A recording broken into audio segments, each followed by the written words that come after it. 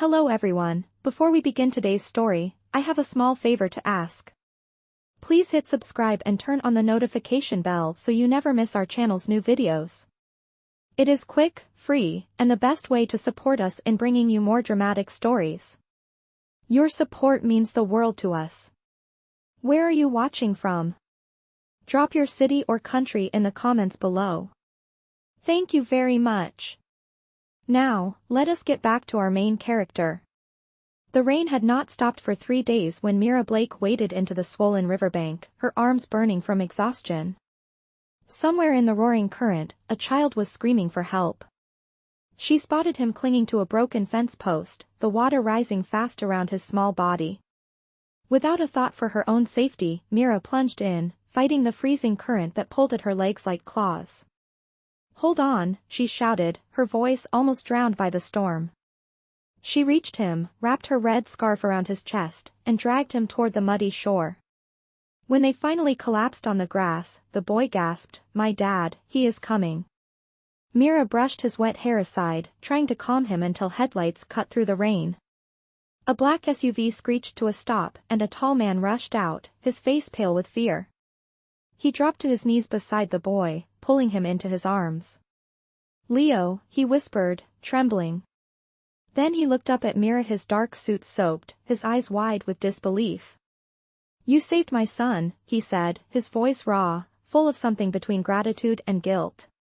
Mira tried to stand but her legs gave out. The man caught her before she fell. "You are freezing," he murmured. "Please, get in the car." She wanted to protest, but exhaustion won. The next thing she remembered was the warmth of a hospital blanket and the steady beeping of a monitor. When she opened her eyes, the same man was sitting beside her bed, his sleeves rolled up, his watch gleaming under the fluorescent light. He looked nothing like the desperate father from the river. Now, he was composed, powerful, someone used to giving orders. "You are awake," he said quietly. "I am Ethan Ward. That boy you saved, he is my son." Mira tried to smile, still shivering. "He is safe. That is all that matters." Ethan's gaze softened. "You risked your life for a stranger. I will not forget that." She shook her head. "You do not owe me anything." But Ethan leaned closer, his tone suddenly firm. "Maybe I do. There is something you can help me with." A beat of silence filled the sterile room. Mira frowned. "Help you with what?" Ethan exhaled slowly, as if preparing for something absurd. "Be my wife," he said. Mira blinked, convinced she had misheard. "Excuse me?" Ethan's eyes did not waver. "A temporary arrangement. A legal contract. Nothing more." Her heart raced. "Why me?" His jaw tightened. "Because my son already trusts you. And because I cannot lose him." The rain outside the hospital window softened to a whisper as Mira stared at the stranger whose world was nothing like hers. She had jumped into a flood to save a life. She never imagined she would walk out of it with a marriage proposal that would change her own forever. For a long moment, Mira simply stared at him, unsure if she had truly heard what he said. "You want me to be your what?" she whispered, her voice still raspy from exhaustion. Ethan did not flinch. His tone was calm, almost businesslike, but his eyes revealed the tension beneath. "My wife. Temporarily. It is not what it sounds like. There are legal complications after my wife's death, and Leo's custody hearing is coming sooner than expected. My late wife's parents are fighting for him. They believe my lifestyle is too unstable for a child." He paused, his jaw tightening as if the words hurt to say. "I need to prove I can provide a stable family. They already adore you. You saved him. He calls you his angel." Mira blinked, still trying to process what she was hearing. "You barely know me, Mr. Ward. You do not even know my last name." "Blake," he said softly, surprising her. "I asked the nurse." "And what exactly are you asking of me, Mr. Ward?" To help me keep my son, he said simply. For 6 months. There will be a written agreement. You will be compensated generously. It is a transaction, not a marriage. The word transaction stung more than she expected. She looked away, the sound of the heart monitor filling the silence. You think you can buy everything, she murmured. Ethan leaned forward, his expression unreadable. Not everything. But I cannot lose him. Something in his voice, raw, desperate, almost human, made her chest tighten. Mira swallowed hard. And what if I say no? Then I will thank you for saving my son, he said quietly, and walk out of this room with one less chance to keep him. Hours later, as dawn broke over the gray city skyline, Mira sat alone by the hospital window, the red scarf folded neatly in her lap. The offer was absurd, unthinkable. But the image of Leo's frightened eyes refused to leave her mind. She had promised him he would be safe. And now, somehow, his safety depended on her again. 3 days later, she found herself standing in a glass-walled law office high above downtown. Ethan stood by the window in a charcoal suit, his back straight, his posture distant. The lawyer slid a folder toward her. Standard prenuptial and confidentiality agreement, he explained. Duration 6 months. Compensation $200,000. Mira blinked. That was more money than she could earn in 10 years as a rural teacher. Her throat felt tight. Ethan finally turned toward her, his tone softer than before. You will have your own space. There will be no expectations beyond appearances. You have my word. And Leo, she asked quietly. He just needs to believe we are a family. Mira took a long breath, her hand trembling as she picked up the pen. The ink touched paper with a small scratch. All right, she said. For 6 months, I will be your wife. Ethan nodded, almost imperceptibly, as if sealing a deal he wished he did not have to make. Outside, the storm clouds were breaking, and sunlight spilled faintly through the glass. When she left the office, a chauffeur opened the car door to a world that did not belong to her: marble floors, quiet halls, and a life she had only seen from a distance. Her heart pounded as she whispered to herself, 6 months, Mira. Just 6 months. But deep inside, she knew that nothing about this arrangement would remain simple. As the car pulled away, Ethan watched from the tower above, his reflection merging with the city lights. He told himself it was just a contract, but something about the woman who had risked her life for his son was already breaking the walls he had built around his heart. The first day inside Ethan Ward's mansion felt like stepping into another world. The walls were white marble, the ceilings tall and silent, and every corner seemed too perfect to touch. A maid showed Mira to her room on the east wing, spacious, spotless, and nothing like the small apartment she had left behind. On the bed lay a dress box, a handwritten note resting on top, for tonight. Mira hesitated before opening it. Inside was a soft ivory dress, simple but elegant, with matching shoes that looked far too expensive for someone like her. That evening, she walked down the grand staircase, her heart beating faster than she wanted to admit. Ethan was waiting near the fireplace, his suit perfectly pressed, his tie dark blue. He looked up when she entered, his gaze unreadable. You look appropriate, he said after a pause. It was not a compliment, not exactly, but she caught a flicker of something gentler in his eyes before he turned away. Our lawyer will arrive shortly with the official marriage certificate, he added. Mira nodded, her palms damp. So this is it. The beginning of 6 months. Ethan's lips twitched faintly. Yes. Rule number 1: keep appearances. Rule number 2: stay honest about everything else. And rule number 3, she asked, half curious, half defiant. He met her gaze. Do not fall in love with me. The words landed between them like a dare neither of them meant to speak aloud. A few hours later, under the soft glow of the chandelier, they signed their names on paper that made them husband and wife in the eyes of the law. No vows, no rings, just ink and silence. When the lawyer left, Ethan poured 2 glasses of wine. To practicality, he said. Mira raised her glass hesitantly. To temporary illusions. For a brief second, their eyes met, and both almost smiled. Days passed in quiet adjustment. Ethan's schedule was relentless, full of meetings and phone calls that stretched into the night. Mira spent most of her time with Leo, helping him with schoolwork, reading bedtime stories, and learning that behind his mischievous grin was a boy still haunted by loss. Sometimes Ethan would watch them from the doorway, expression softening before he turned away. One evening, Mira found him in his study surrounded by files and empty coffee cups. "You should rest," she said gently. "You are not sleeping enough." He looked up, weary but amused. "You sound like someone's wife already." She shrugged. "Only on paper, remember?" He leaned back, studying her. "On paper or not, you have managed to bring life back into this house." His words lingered longer than he intended, and for a heartbeat, neither spoke. The mansion, once cold and distant, began to feel less like a cage and more like a fragile truce between two broken souls.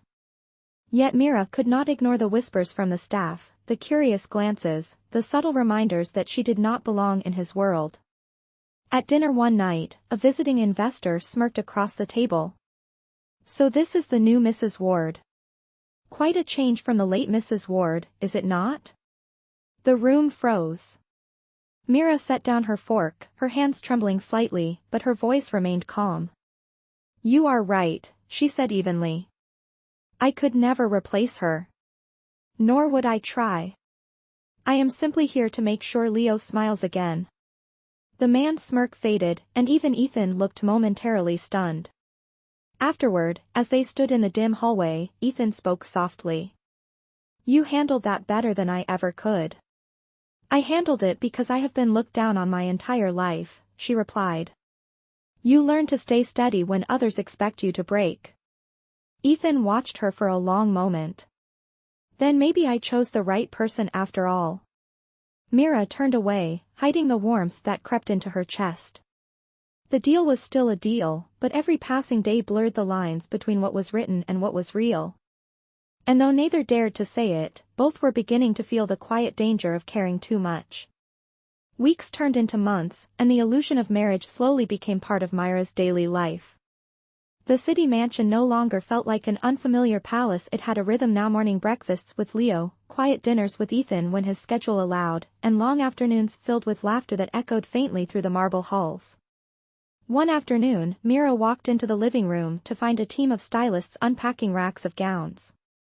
"What is all this?" she asked, startled.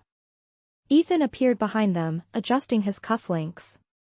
"We have a charity gala next week. You will be accompanying me." Mira's eyes widened. "A gala?" "Ethan, I cannot." "You can," he interrupted gently. "It is part of the arrangement. The public needs to see us together." The stylist smiled reassuringly. "Do not worry, Mrs. Ward.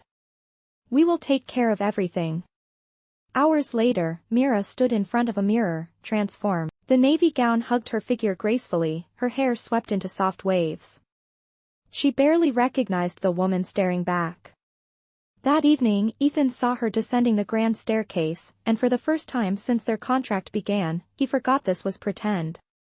"You look," he started, then stopped, clearing his throat. "Appropriate, again," she teased lightly. His lips curved, a rare smile breaking through. "Perfect," he admitted. The gala was held at a downtown ballroom glittering with chandeliers and polished glass. Cameras flashed as they entered arm in arm, the crowd whispering. Ethan moved with practiced composure, greeting investors, shaking hands. Mira followed, smiling politely, trying to ignore the attention. But as the night unfolded, she found herself watching him: how he leaned closer when people spoke, how his laugh softened when he looked at Leo across the room.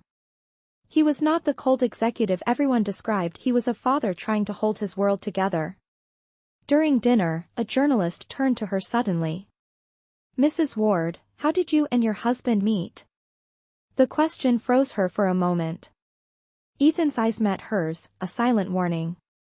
Mira's lips curved into a faint smile. In the most unexpected way possible, she said smoothly.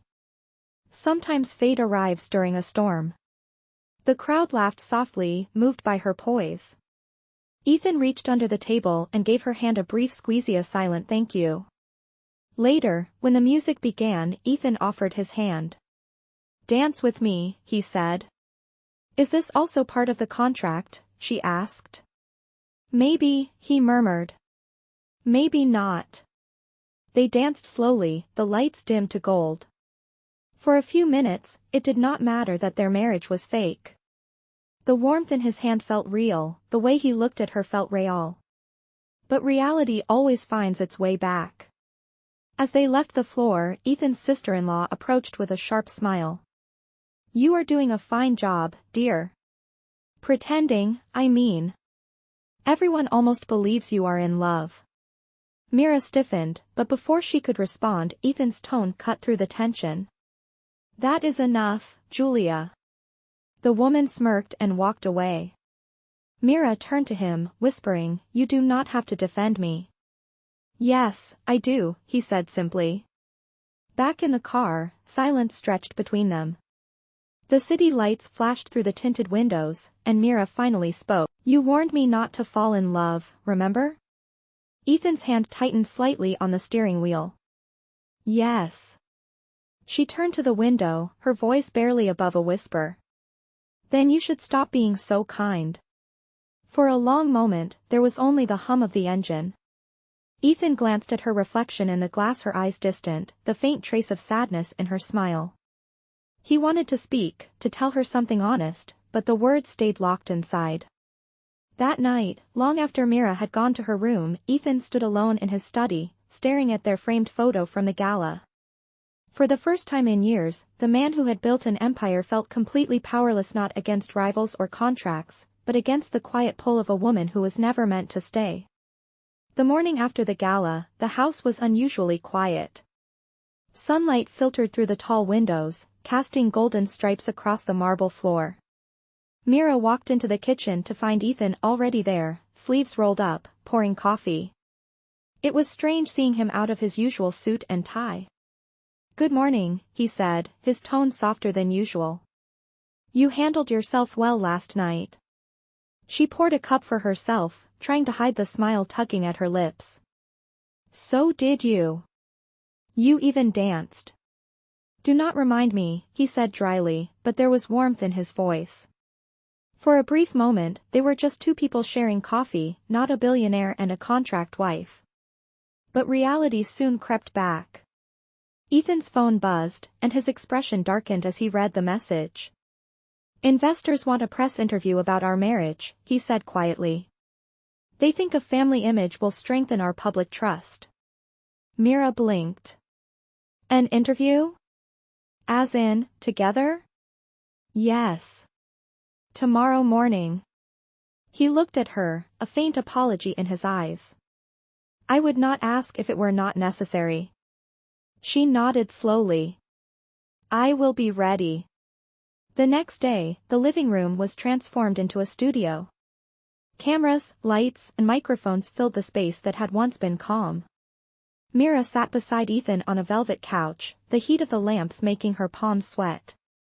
The interviewer smiled brightly. Mr. and Mrs. Ward, people are inspired by your story. What is your secret to a strong marriage? Ethan hesitated. Mira glanced at him, then turned to the camera with a steady smile. Respect, she said. And remembering that love is not always loud, sometimes it is quiet, shown through patience and small acts of kindness. Ethan looked at her, surprised by how effortlessly she spoke, how she made their lies sound like truth. When the interview ended, the crew applauded. As soon as they left, Ethan exhaled, leaning back. You are very convincing, he murmured. Mira gave him a look. You should know. You taught me how to fake it. Maybe, he said. Or maybe you are just better at this than I am. That evening, Leo ran into the living room holding a handmade drawing. Look. It is us, he said proudly. The paper showed 3 stick figures under a red roof: Mom, Dad, and Leo, with the word home scrawled across the top. Ethan froze, emotion flickering across his face. Mira crouched beside the boy, tracing the lines gently. "It is perfect," she whispered. Ethan watched the two of them, something shifting deep inside him. Later that night, when Leo was asleep, he found Mira in the garden, barefoot on the grass, her hair loose around her shoulders. "You could have been anywhere," he said quietly. "Why did you agree to this life?" She looked up at the stars. "Because your son needed me. And maybe, because I needed to feel needed." He stepped closer. "You are more than that, Mira. You are the reason my house feels like a home again." The words caught her off guard. For a moment, she could not speak. Then she smiled faintly. "Careful, Ethan. That almost sounded real."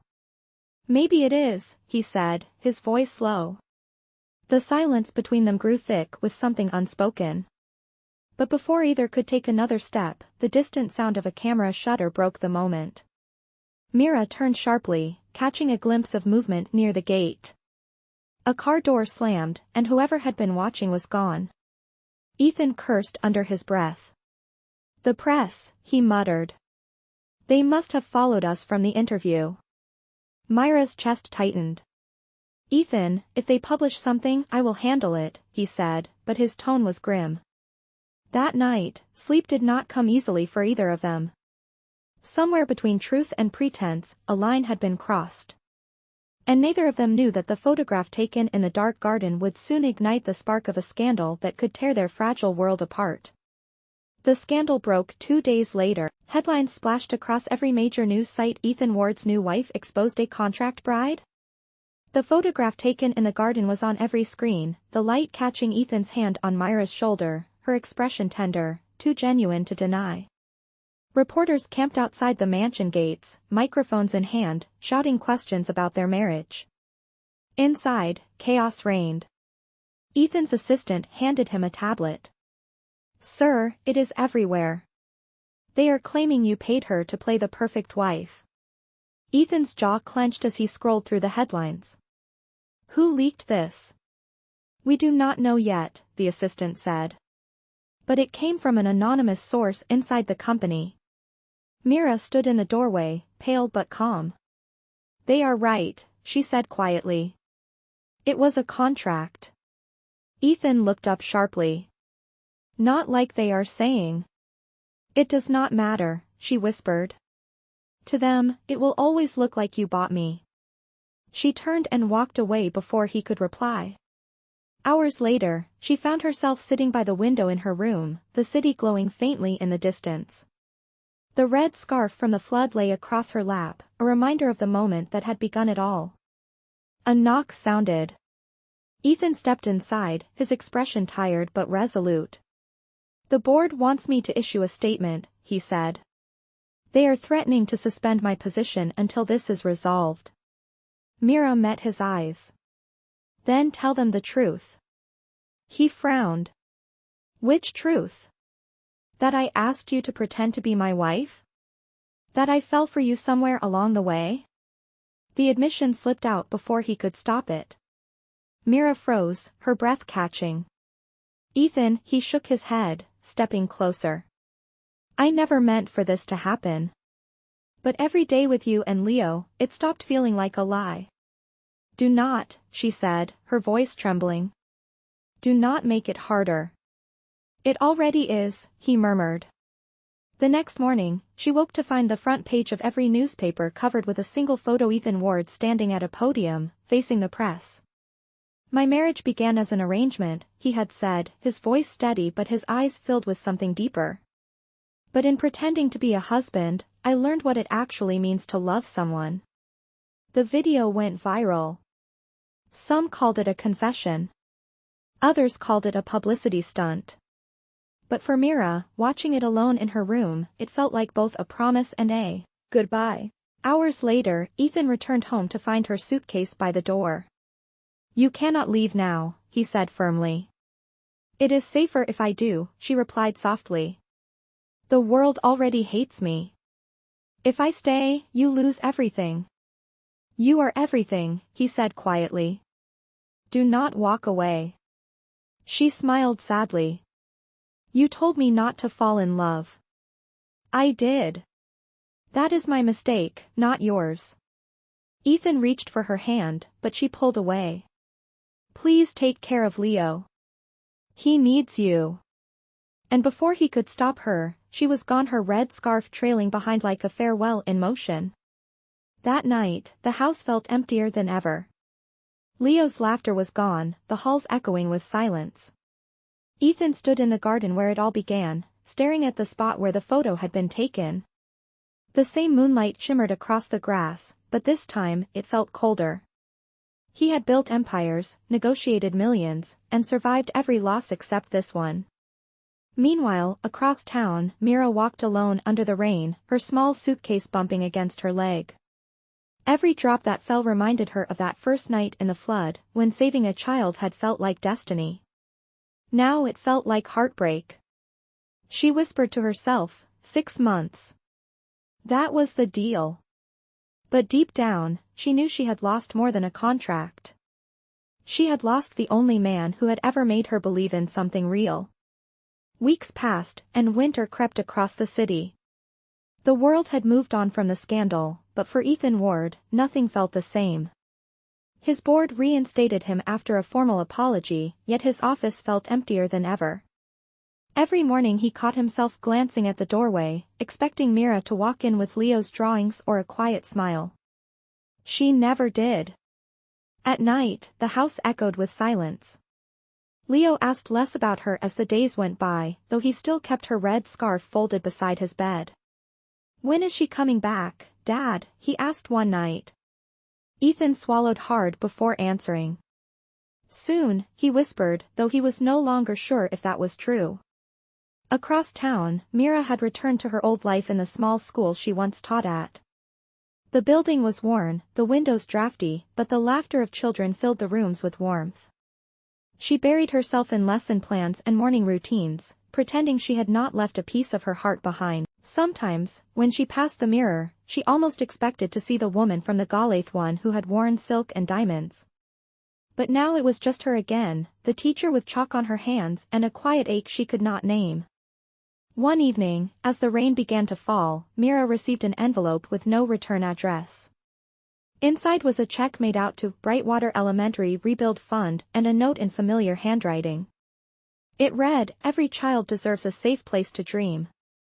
Thank you for teaching me that. E.W." Her eyes blurred with tears. She folded the letter carefully and pressed it against her chest. Meanwhile, Ethan sat alone in his office, staring at the signed divorce papers that had finally arrived. The 6-month contract had officially expired. He traced her signature with his thumb, feeling the sting of finality. His assistant entered quietly. "Sir, the charity project you started in her name is completed.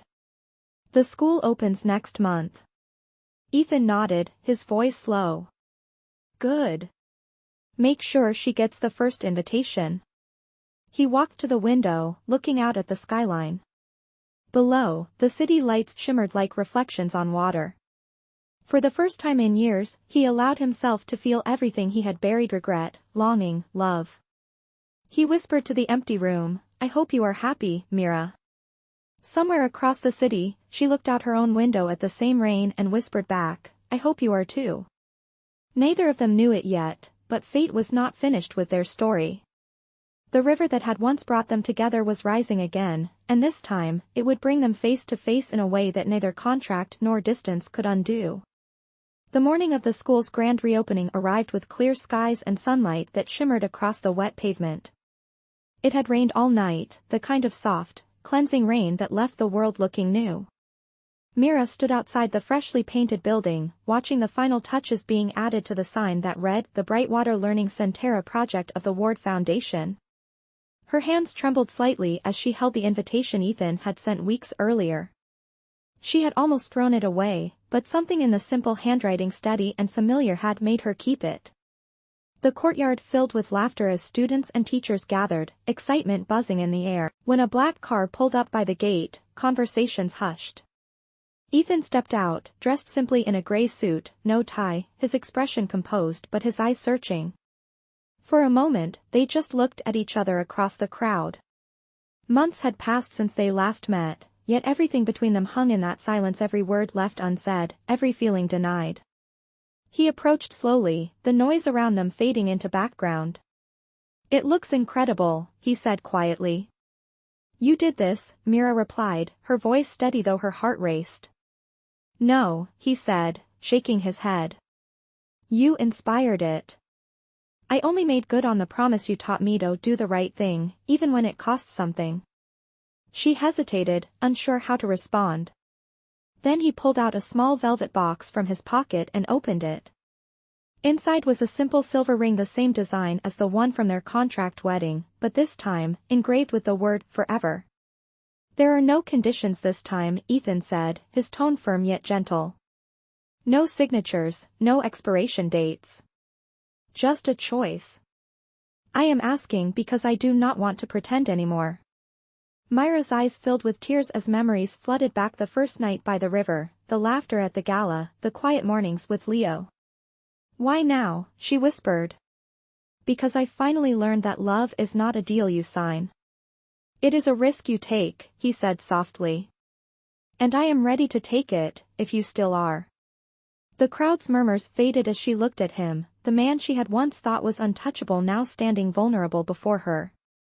Then a small voice broke through the silence, Leo's voice. "Mom," he called, holding a bouquet of daisies. The word made Mira's heart ache and heal all at once. She knelt down, hugging the boy tightly, her tears falling into his hair. When she looked back up, Ethan was still there, waiting. She took a deep breath and reached for his hand. "No more contracts," she said softly. "Just truth." He smiled, relief flickering through his eyes as he slipped the ring onto her finger. The crowd burst into applause, the sound mingling with the echo of the river nearby. It was no longer the flood that had nearly taken everything from them, it was the current that had carried them exactly where they were meant to be. And for the first time, their story did not feel like an arrangement, but a beginning. A year later, spring had returned to the city, carrying with it a softness that mirrored the peace inside Mira's heart. The school was thriving, filled with children's laughter and the hum of new beginnings. In the courtyard, colorful banners fluttered in the wind, announcing the first anniversary of the Brightwater Learning Center. Mira stood at the front steps, her hands lightly dusted with paint from helping Leo finish his banner. "You missed a spot," Ethan teased as he approached, his tie loosened, a familiar grin curving his lips. "You say that every time," she replied, smiling. "And yet, you always fix it," he said, handing her a cup of coffee. They stood side by side, watching Leo chase his friends across the playground, his laughter echoing through the spring air. "He is growing fast," Mira murmured. "Too fast," Ethan said softly. "But he is happy. That is all that matters." Mira turned to him, her gaze gentle. "You made that happen." Ethan shook his head. "We did. Together." A soft breeze lifted her hair, and for a moment, they stood in comfortable silence, the kind that needed no words. Later that afternoon, a small ceremony was held in the school hall. Teachers, parents, and volunteers filled the room, their faces glowing with pride. Ethan took the stage briefly, his voice steady but filled with emotion. "1 year ago, this place was only an idea," he said. "But one person believed it could be real. Mira Blake taught me that rebuilding is not about walls or funding, it is about people who refuse to give up." The audience erupted in applause. Mira felt her throat tighten as he turned to her, eyes warm. When the event ended, and the crowd drifted away, Ethan led her outside to the garden behind the school. The evening light turned the sky to gold. In the center of the garden stood a small stone plaque. Mira leaned closer to read the engraving, "For those who find love after the storm." Her breath caught. "You did this?" "We did," Ethan said quietly. "It is for us, for where we began." She smiled, her eyes glistening. You always know how to make me cry. Good tears, he murmured, brushing one away with his thumb. Then, in the fading light, he reached into his pocket and pulled out something small and red. It was her scarf, the same one she had used to save Leo all that time ago. You kept it, she whispered. I could never let it go, he said. It reminded me that sometimes the smallest act of courage changes everything. He wrapped the scarf gently around her shoulders, then kissed her forehead. Ready to go home? Always, she said. They walked hand in hand toward the car, the sound of Leo's laughter following them. As they drove away, the camera of the world they had built together lingered on the plaque, the wind carrying the faint echo of the river nearby. What began as a deal had become a promise. What started in the storm had turned into forever. And as the sun dipped below the horizon, their story finally felt complete, a testament that love, when chosen freely, is the only contract that never expires.